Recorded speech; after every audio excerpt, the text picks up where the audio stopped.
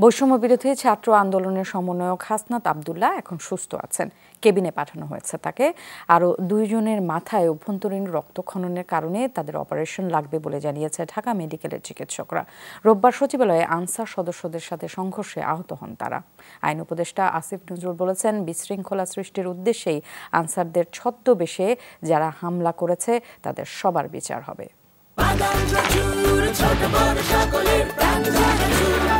স্বাদে ভরপুর প্রাণ চানাচুর। কাউকে পেটানো হয়েছে লাঠি দিয়ে, কারো শরীর জুড়ে বুটের আঘাত, এলোপাথারি কিল ঘুষি কিংবা ইটের আঘাতে মাথা নাক ফেটেছে অনেকের। রোববার রাত 10টা থেকে ঢাকা মেডিকেলে আসতে থাকে একের পর এক আহত শিক্ষার্থী। আহত হন বৈষম্য বিরোধী ছাত্র আন্দোলনের সমন্বয়ক হাসনাত আব্দুল্লাহ, সাথে সংকটাপন্ন আরও 5 জন। দুপুরের পর হাসনাত আব্দুল্লাহকে পাঠানো হয় সিএমএইচে। সোমবার সকালে ঢাকা মেডিকেলের পরিচালক জানান, সংকটাপন্ন 5 জনের মধ্যে হাসনাত আব্দুল্লাহ এখন ভালো আছেন। তাকে কেবিনে পাঠানো হয়েছে। আরও 2 জনের সার্জারি লাগবে। কেন্দ্রীয় সমন্বয়ক হাসনাত আব্দুল্লাহ সাহেব আছেন, তো উনি এখন বলতে পারি আমরা বিপদমুক্ত। ওনার একটু ব্লান্ট ইনজুরি ছিল মাথায়, যার ফলে উনি ফেন্ট হয়ে গিয়েছিলেন। তো পরে আমাদের এখানে আসার পরে ওনার উন্নতি হয়েছে। আমরা তাকে ওসেকে ছিল অন স্টপ ইমার্জেন্সি সেন্টার থেকে আমরা আজকে তাকে কেবিনে শিফট করেছি। উনি মোটামুটি ভালো আছেন।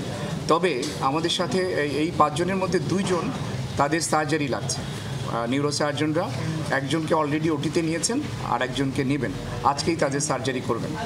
ঢাকা মেডিকেল পরিচালককে সাথে নিয়ে আহতদের অবস্থার খোঁজ নেন অন্তর্বর্তীকালীন সরকারের 3 উপদেষ্টা।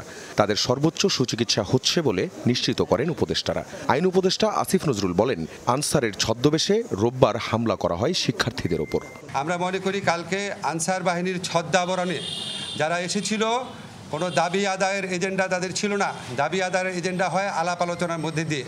তারা বারবার আলাপ আলোচনা করে সম্মত হয়ে ফিরে গেছে এবং বারবার আমাদেরকে ঘিরে রেখেছে। তারা লাঠি তাদের স্টকে ছিল এবং আপনারা দেখেছেন তারা কি মারমুখীভাবে ছাত্রদের উপর, যেই ছাত্ররা স্বৈরাচারের পতন ঘটিয়েছে। আমরা তো প্রচলিত আইনে ব্যবস্থা নিব, প্রচলিত আইনে। এছাড়া ছাত্র সমাজ যারা আছে তারা জাগ্রত আছে। এই ছাত্র সমাজকে পরাজিত করা এবং তাদেরকে বিভ্রান্ত করা যাবে না, এই মেসেজ দিতে চাই। আরও 2 উপদেষ্টা বলেন, যারা বৈধ দাবিতে আন্দোলন করছে তাদের কথা সরকার শুনছে, তাই বলে আন্দোলনের নামে নাশকতা কাম্য নয়। ছাত্র জনতা রাজপথে রক্ত দিয়ে এই সরকারকে আনছে।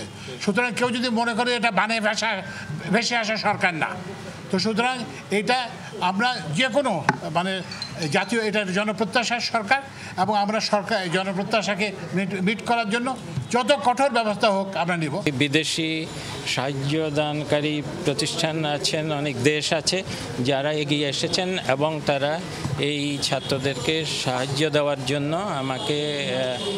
আমাকে বলেছেন। আমরা সেই ব্যবস্থা করছি, তাদের যত সাহায্য পাওয়া যায় সেগুলো আমরা ব্যবহার করব তাদের দীর্ঘমেয়াদী পুনর্বাসনের জন্য, মানসিক এবং শারীরিক। ঢাকা মেডিকেলে গণ অধিকার পরিষদের সভাপতি নুরুল হক নূরের আহ্বান, অন্তর্বর্তীকালীন সরকারকে কাজ করতে দিন।